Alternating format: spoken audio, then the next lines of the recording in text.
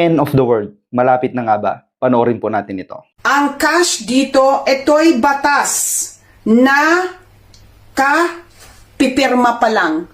Hindi po ito haka-haka batas na napirmahan po ito dito sa Europe.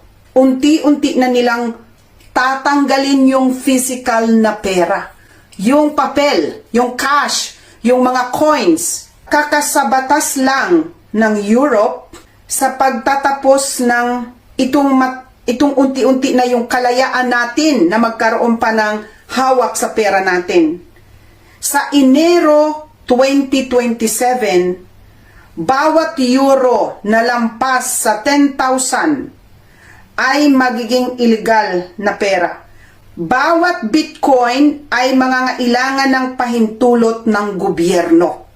So lahat, kahit i-introduce nila yung Bitcoin, lahat po niyang bibigyan ng permeso ng gobyerno. Ang bawat transaksyon ay magiging data point sa, yun nga yung sinasabi ko sa iyo na nandoon na sa aking bangko, lahat ng every single transaction may kaakibat na carbon footprints. So lahat na po yun ay to give way to control. Ito ay hindi lang mungkahi. Ito ay batas na. Unti-unti na pong nangyayari ang propesiya. Unti-unti na pong nangyayari ang nakasaad po sa Biblia.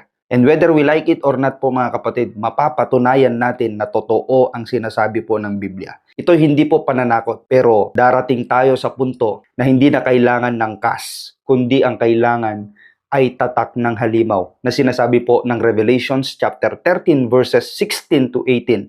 Babasahin ko lang po mga kapatid. Ganito po ang nakasulat. Sa pilitang pinatatakan ng ikalawang halimaw ang lahat ng tao sa kanilang kanang kamay at sa noo, maging sila'y dakila o hamak, mayaman o mahirap, alipin o malaya, at walang maaaring magtinda o bumili malibang sila'y may tatak ng pangalan ng halimaw o ng bilang nakatumbas ng pangalan yon. Kailangan dito ang karunungan. Maaaring malaman ng sinumang matalino ang kahulugan ng bilang ng halimaw, sapagkat ito'y bilang ng isang tao. Ang bilang ay 666.